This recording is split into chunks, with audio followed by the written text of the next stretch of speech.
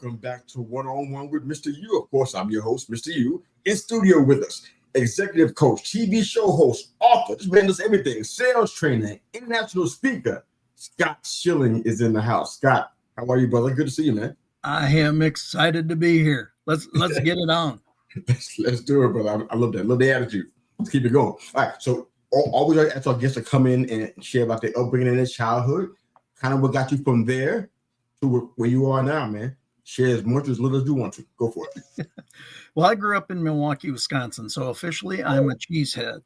So you don't hold that against me. Not for you. Yeah, don't hold that against me. I was blessed. I grew up playing 5 sports, and I think that taught me a whole bunch of things. Obviously, I had a bunch of coaches, and we learned a whole bunch of fundamentals. Everything was about fundamentals.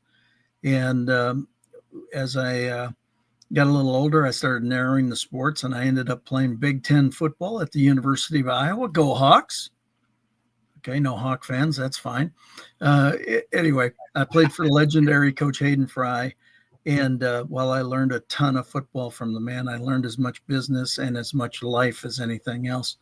And so I think the foundation of athletics was not only really important for me, but I think it still can be tremendously important today.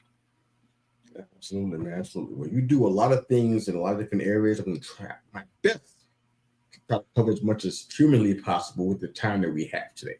Now, one thing I've been dying to ask you this question because I'm just recently, and by recently I mean in the last calendar year, getting past the immense hatred I had for sales. Mainly because of the thing that the way sales has been represented to us in the past, the way people have done it. You know, the vacuum cleaner salesman, the guys that come make a mess in your house and show you how they vacuum clean it up. It makes people not want to do anything with sales whatsoever. What do you say to those folks that have been burned by sales done wrong? What kind of defining moment has changed your view about what sales is like, how you should approach it? Well, I think the reality is, first of all, we need to demystify sales. Everybody's selling every minute of every day. Every time we open up this thing and we suggest something for somebody's consideration, that's a sales presentation if we frame it that way in our head. So the first thing I work to do is demystify selling. And people make it way too hard. It's 4 words: identify problem, provide solution. That's it. So in essence, if somebody has a solution to your problem, how could you ever be upset about it? Because it is a solution to a challenge you are feeling. Therefore, selling is actually serving. Now, that being said, the official definition of sales is the exchange of a product, good, or service for an amount of money or its equivalent. Well, sometimes people get hung up on the money, or they get hung up on the direction of the presentation. If I were to insist that you take action on something that I knew would not serve you, that's not sales. That is manipulation.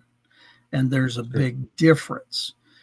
If I, in turn, share something with you that ultimately serves you, that is professional sales, because I'm helping you understand. I actually created my heart-centered selling definition of sales, which is education through communication without manipulation. See, if you do this well, you're really a teacher, and you're communicating the features, advantages, and benefits your products, goods, and services have that satisfy your needs, wants, and desires. See, it's really all about you. It has very little to do with the presenter done well. It's about providing the solution. So when people, again, I got to demystify it many times. People go, well, I hate salespeople. Well, what'd they do? They made me do something I didn't want to do. I said, that's not a salesperson then. That's a manipulator. A salesperson. So we have to call a cat and a dog a dog. Right? There you go. It's one of the chapters in one of my books says sell dog food to dogs and cat food to cats, because if you sell dog food to cats, it just pisses them off. You got to do the right thing for the right reason. I love That's it. professional sales. I love it. You've been called by many as the authentic connector. Now, I love being a connector. I've done it more times than I've even wanted to. It's natural. I can't help myself. What does connection mean to you as the authentic connector? What's that mean? Well, it's really everything. In fact, it happened this morning. I was making a round of follow-up calls. Talked to a buddy of mine. Last time I talked to him was probably about 30, 45 days ago.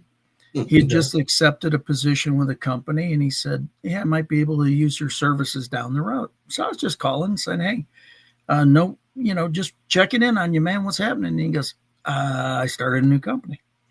I said, wait a second. 45 days ago, you were, doing something with a different company. Yeah, that didn't work out so great. So I started my own company. You started Well, I said, well, congratulations. That's really cool. I said, tell me about it. He told me about it. I said, man, a name popped into my head immediately. And I said, well, this wasn't the reason for the call, but I already got a referral for you. He said, you would do that? I said, of course. It had nothing to do with today. It has to do with the years of relationship built as an authentic connector ahead of the need. That's the one thing that people don't understand is you build trust and you build relationships ahead of the need to have those relationships. You might have to say that one again, brother. That's good. Well, you build trust, you build need. So again, people do business with those they know, like, and trust. First, you got to get them to know you. Then you got to get them to like you. Then you got to get them to trust you. Fair. But people take action when they're ready, not when you're ready. So by definition, you've got to have trust built ahead of when they're ready. So again, if they're ready and they haven't built trust with you, they're buying, but not from you.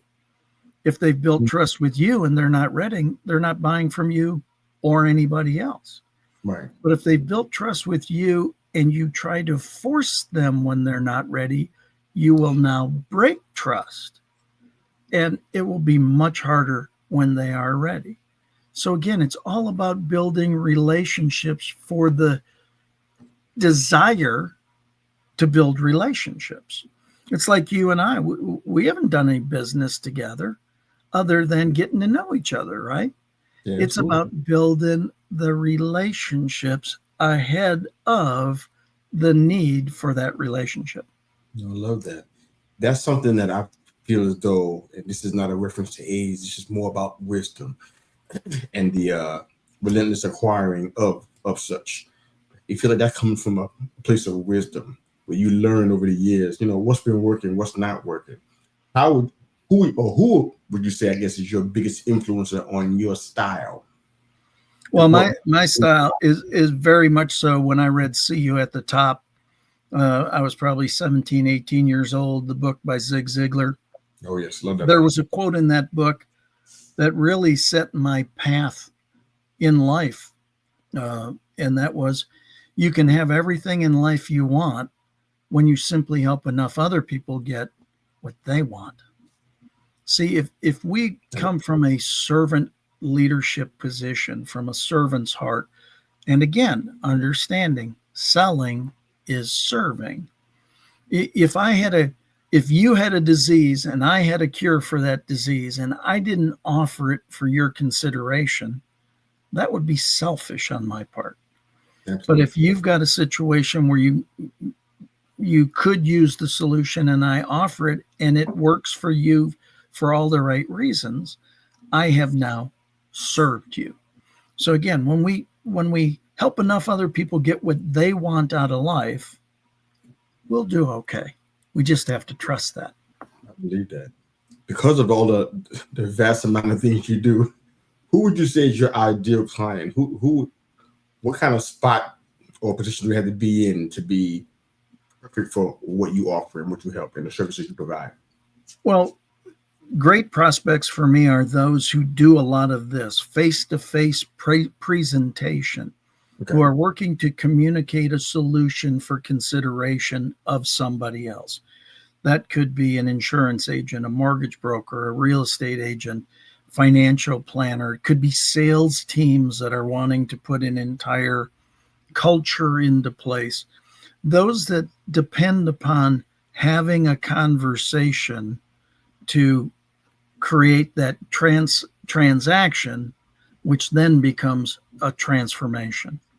So it's the people where we're having this conversation.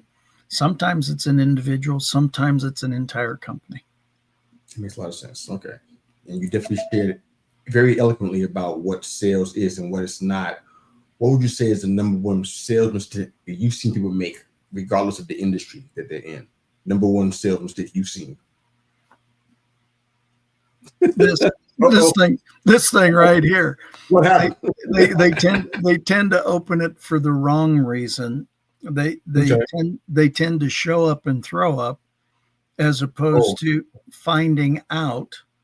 Uh, if I were to say to you, Mr. You, what's your greatest challenge in your relationship with your spouse? What's your greatest challenge in the relationship with your kids? In other words, if I find out about you first, and I truly understand how I can be of service to you, that's what a professional does. I'll give you an example. I was training a group of about 250, and at the end we did some questions and answers. A woman stood up and said, Scott, when we get to the time of me asking the order, I use our scripts, and I have memorized every word they told me to say, and I do it with all the inflection, and I make the words dance, and I do everything I'm supposed to do. And then I ask people to buy, and they don't buy.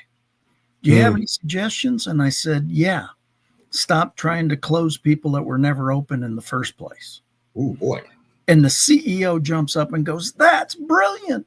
And I said, well, I would like to take credit for that being brilliant. What it is actually is common sense. Far too often, we are trying to invite people to buy our products before we even know if they have any use for our products. Remember, identify problem, provide solution. We get so enamored with our solution that we don't bother to find out the problem. So the biggest problem in sales is opening this for the wrong reason. Oh, I love this. I love this. All right. So you do a lot of international speaking. What would you say, challenge wise, biggest personal or cultural challenge that you experienced and how did you overcome it? Well, I was speaking in Singapore, audience of about 6,000. And before they introduced me, I kind of peeked from the curtain, and I saw 6,000 people there. And I went, man, I feel like I'm going to need some extra strength for this group. And so I created my pre-event prayer, created it, said it, got called on stage, went on stage, and I went, hello, Singapore. Let's start with my pre-event prayer. Lord, allow the words I share today to positively impact 100% of the lives in this audience, one way, shape, or form. Only you know who you sent here to hear this message. Allow me to do best I can to deliver that message, be a vehicle and of service to you. See, that's all I can ever control. It's a high intention and a low attachment. High intention of imparting something great for each and every one of you. A low attachment is to what that is for either you or for me. And then I went on. Well, what I didn't realize, I was in a 10% Christian country. And I just gave a pre-event Christian prayer to the audience. Well, when I finished, there were 4 Muslim women waiting at the stairs. Oh boy. They said, Mr. Scott, can we get our picture made with you? And I said, certainly. I said, hear my heart. I don't purport to understand everything in your culture, but I didn't think you did a lot of that. And they said, we don't. We only take pictures of things or people we want to honor. Well, I said, well, that's very nice. Why would you want to honor me? They said, because you made us cry. I said, okay, now that's weird. You want to honor me because I made you cry? They said, we honor you because for the first time in our life, you encouraged us to have faith. You didn't try to convert us For that we honor you. See, what we don't understand sometimes is we just do the right thing for all the right reasons, and it's amazing how good things happen. I love that. Our friend from the back of the binge has a comment. Thanks for jumping in, guys. Appreciate you so much, JB. Said not selling to the decision makers is also an issue in the sales process. Yeah, without question. Without question. Very true. Very true. We tend to not qualify very well, so we don't understand if they've got the ability to make the decision or not. I love that. What would you say to your younger self? What would you say to young Scott? Well, the first thing I'd say is, dude, did you not realize you didn't have a body for basketball? Oh boy. Because I went to basketball First camp. thing you would say to him? Yeah, well, that's, I ended up playing Big Ten football, so that should give you an idea, right? But I went to Al McGuire's basketball camps because I loved it. No, I would say, you've made some good decisions, becoming, while you were going to school and playing Big Ten football, you became a licensed life insurance agent. So you learned how to talk to people and ask questions. Good decision. Make more decisions like that, things that invest in your future, and just continue to learn, because life is moving fast and going to keep on changing. That's fair. What would you say? I know you're doing sales, and you already shared how sales is something that impacts all of us, and we're all in this, if we want to be or not. How do you personally handle rejection today? I think it's assumed that over time, we get past it, but I'm not sure if that's accurate. I feel like we still have to do some maintenance on us. We still have to deal with it. Yeah. Does that make sense? I hear your question completely. Now I'm going to shock you with the answer. Okay. I can assure you this will shock you. Ready? Yes. There's no such thing as rejection. The reality is, it's not what anybody says to you that counts. It's what you say to you after they stop talking. So it is what you do to condition yourself.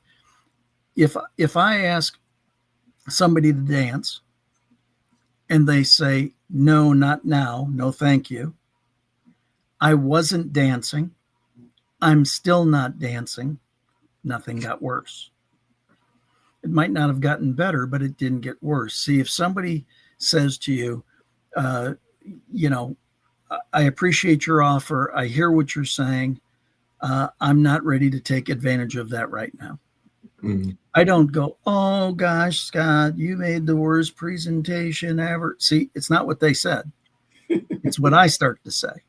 Yeah. If they say, Scott, now's not the time, it's not the way.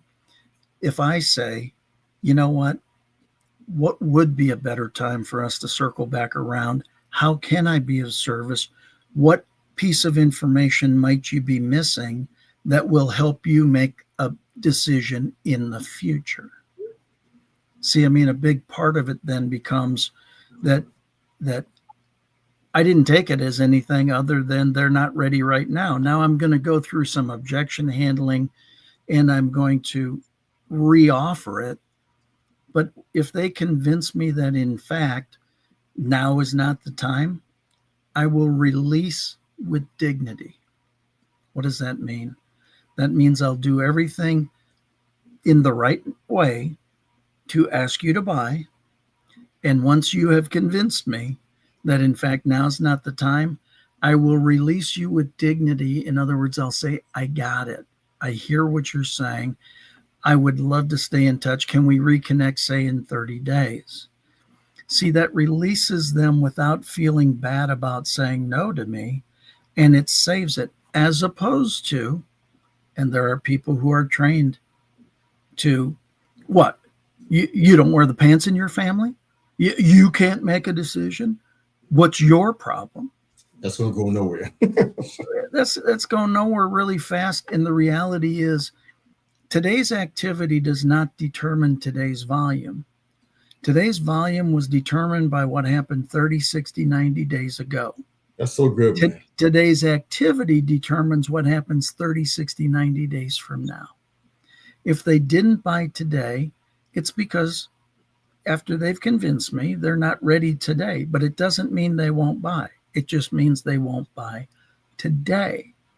And so I want to nurture and I want to love on them and I want to get them every piece of information they need to make a quality decision as soon as possible. Not today, tomorrow. Not tomorrow, next week. Not next week, next month. Not next month, next year. Not next year. I don't care if it's 10 years from now. It's still a deal. See, people get caught up in, it didn't happen now, it'll never happen. That's not true. I have more business. I'll get a call from a guy I haven't talked to in 7 years, go, hey, are you still doing this? Can you hook me up? Absolutely, for you, brother, we're doing it. And I'll hook them up. And then people will go, well, how'd that happen? Because I released with dignity. I nurtured the relationship over time as the authentic connector. And I kept it alive, even though the time frame expanded. I love it. One final sales question. I want to get into some other things about Sure. what you're doing. What do you envision is the future of sales based on, I guess, the influence of AI and automation? Where do you think sales is going? I think the greatest way that anybody can AI proof themselves is to become more human. The reality is AI will never have empathy. It will never have compassion. Those are critical components in a selling process. We have to be able to, again, qualify, ask questions, but then we have to empathize with their situation. We have to be compassionate to their situation. We need to apply the attributes of our offerings to their situation. That is done by human beings. There's certain things, it happens today. You don't think twice about it. You just go to the internet and you buy it. That doesn't take a human. But the things that typically take human interaction will continue to need human interaction. Absolutely. And it will become even more important for you to become trained up in sales presentation with quality. I believe that. Outside of the story you shared a little bit ago, I think you mentioned Singapore. If I heard that correctly. What's the most impactful opportunity you had on stage that you shared, and why? I had a crowd of 611 in the audience. I was presenting a $4,000 product, and they were on fire, and I was on fire. And by the time we were done, it was $684,000 later in less than an hour. So it was a pretty good day. Sounded like it was a fantastic day. It's one of those, again, where when you match your offer to the needs, wants, and desires of somebody else, when those are truly matched for all the right reasons, that's nirvana. That's when it gets as good as it can get. I love it. We've got a handful of questions left. I'm going to have you speak to the people and then let them know where they can find your work and everything. But as far as the big takeaway, regardless of the audience, what's the takeaway you want them to have every single time? Treat people with honor, respect, and dignity. We don't all have to agree, nor will we ever all agree on the same things at the same time. That being said, we should respect each other for our having our opinions and work to understand to the very best way we can. And if we can't understand it, at least appreciate the other person's position. That's respect. Honor is how we lift each other up. We should honor each other. Spoiler alert, life is tough. There's a bunch of junk going on. Everybody could use a little encouragement here or there, even if it's just a smile. And then if we both respect each other and honor each other, and we do that well, we'll both experience dignity. And that's the lifting of all. I believe that we can quite frankly, return respect, honor, and dignity to the planet and have a much more fulfilled life for all of us. I believe that. That's why I do some of these shows. Yep, That's the reason you're why. doing it. That's exactly why we do this. You get the chance to share hope and inspiration with a lot of people. I mean, I've known that from knowing you, and I can even hear that what you shared today. Where's one area you can keep it confident if you need to, but where you delivered what you felt was the most hope and encouragement you were able to give somebody and see a positive result to come from it? Can you share that? You know, I've been blessed that there have been multiple occasions where a message has landed and really done something. But I actually, I've been blessed to live through a near death experience myself. And I was actually sharing a little bit of my circumstance with somebody who had also been through uh, not a great health situation. Let's put it that way. Okay. And um, we had such a great conversation. And I come through my health crisis and my near death experience with no deficiencies. By the grace of God, I take no credit for it. God gets all the glory. It's His grace, mercy, and favor. Yeah. The person that I was sharing with, unfortunately, was not as fortunate and came through with some deficiencies. But they have made every ability that they've had into such an amazing inspiration that while I thought that maybe I could add some encouragement, they actually encouraged me to come back and just make sure that you share the stories and really lift people up. I mean, I appreciate you so much and I applaud you for what you're doing with this show. You've got a desire to positively add to people's lives. How can you not encourage that and be inspired by it? So, congratulations yourself. Oh, thank you, sir. I wanted to drop a quick question. It was unplanned a little bit, but regarding your experience, I'd love for you to share a little bit about that. But what I'd love for you to do, if you can do it, along with sharing that, is kind of extract what's changed. What are you doing differently now? That because I've been through a few near death deals myself. My wife and I, we kind of seem to have a history in that, and that's fine. We understand why those things happen. And we learn from them.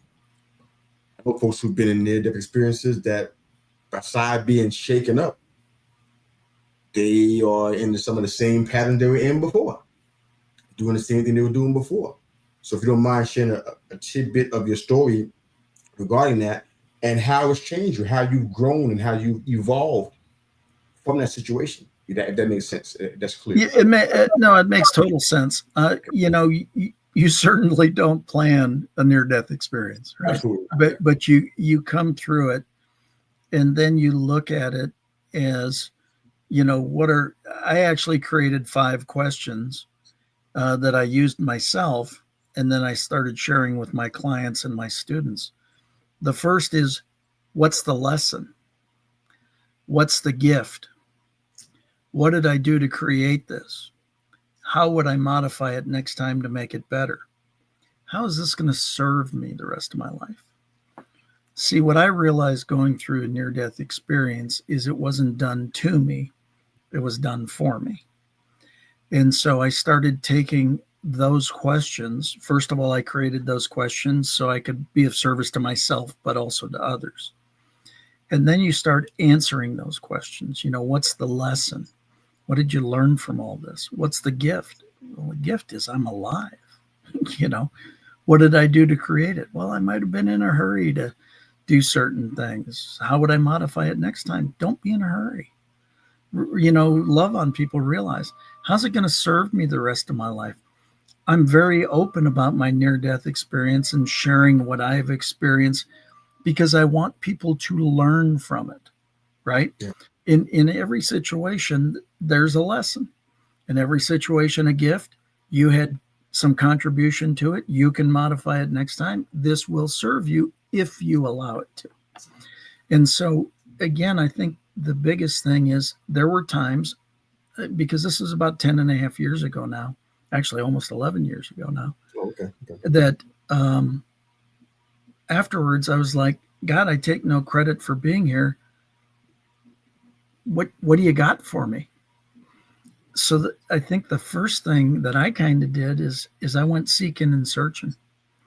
You know, you saved me, you get the credit. Where do you want me? And I did that for a period of time, believing it was the right thing to do. And then you start realizing, wow, I'm not doing as much good as I might be able to do. So then I wrote a book about it. And I thought that book would serve so many people. And it launched in March of 2020. Bang, right into the pandemic.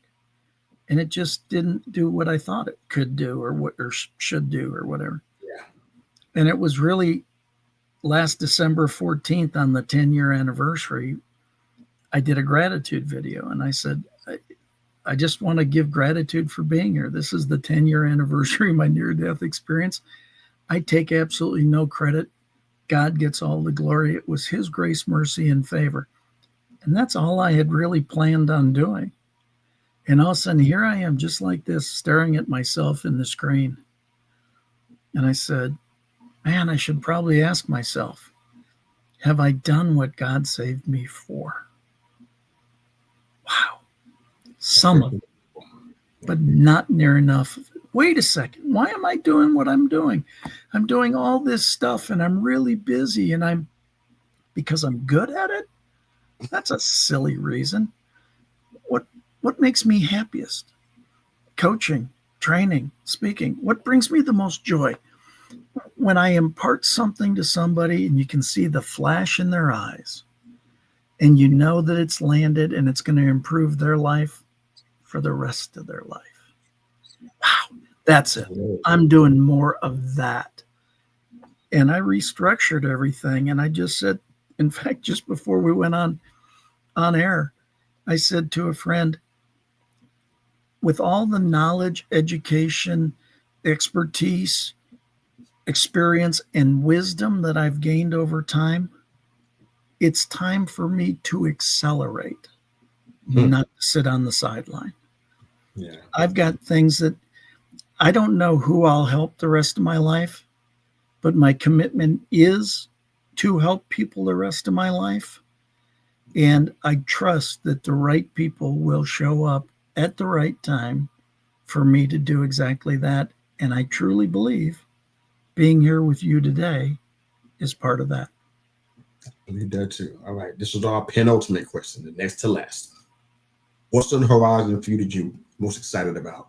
It could be in your 5 to 10-year plan, but I know you're doing great things. You always are.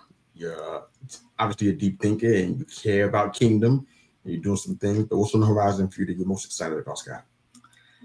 You know, I love speaking and presenting and sharing messages. So I truly believe God put on my heart many years ago that we would be doing 100,000 person stadium, and we'd be sharing messages to those, and then the overflow would be either in other stadiums or on closed circuit close to it. You don't get trained up. Again, I didn't get trained up for me. I got trained up for others. I am certain of that fact. And I don't think you train people up and put it on their heart without fulfilling it. So it just hasn't happened yet. God's plan and timing is perfect. All things work together for my good. That gives me the peace to know the plan is still unfolding and it's going to be awesome. You're an awesome guy. I think you've been taking time to be here and to share this with our audience and with your audience and your people. This has been fantastic, man. Thank you. Final question for the show today. And after that, I'll give you a couple of minutes to say what if you want to say to the listeners and viewers and share how they can contact you. Last question. So our CMV question, career, mission, and vocations. Not to diminish the work you've done, because you've done incredible work over the years. I'm going to just temporarily put it to the side, kind of theoretically erase it for a bit and ask you, what do you think Scott Schilling is doing today outside of the things you've already done? Those things aren't on the table. What do you think you're doing today? You know, at the very least, I am working to be a living example of my beliefs, of what my God has suggested it should be, and that somebody can sit there and go, there's something about that guy. I'm not sure, but I'd kind of like to figure it out because I'd kind of like to have some of that. I love it. I love it. Glory carrier. So you got 2 minutes, Scott. You can go ahead and share about how folks can find you and drop any wisdoms and nuggets you want to share during that time. Go for it. Well, I thank you again, Mr. Yu, Thank you. for all this and for this opportunity. It's great.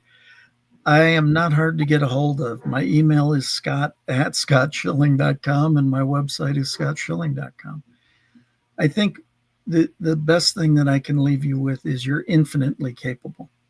You've been built in the image of a much higher power that is absolutely amazing and will allow you to do whatever you believe you can accomplish. Now, there is your participation in that. You have to believe. And part of that is borrowing somebody else's experience and belief in you until you have enough in you. And so that's what I do is I help mentor and coach and train people to truly achieve their dreams. It's not about me. I've had a great run and going to have a continued better run going forward. But I want to utilize that to help you get your run. And you know what? It hasn't always been easy. There's been some really great ups. There's been some really great less than ups. Those are called not ups, right? I don't even use the words. Why? I don't use the words because it's just part of it. We climb mountains and we go into valleys, and when we're in the valley, we fight uphill, and when we're at the mountain, we breathe the clean air and see the beautiful sunshine and live it fully. You are all capable of doing that. And if I can ever be of service to you in any way, please reach out. Scott@scottschilling.com, scottschilling.com. Thank you so much for this opportunity. Thank you very much, sir. All that information that Scott just shared is in the show notes for those that are not watching but are listening for us. This episode is going to be on all the social platforms as we speak, with a couple of exceptions. I'll take care of that within the hour. And of course, all the listening platforms within the next hour or so, you'll have that availability there: Spotify, Pandora, iHeartRadio, Apple Podcasts, however you hear your podcast. We thank you again for your time, Scott. It's been a pleasure, man. Thank you for being such a great friend, man. So, Scott, Mr. Yu, we're out of here. Have a great day. Thanks again for watching and listening to One-on-One with Mr. Yu.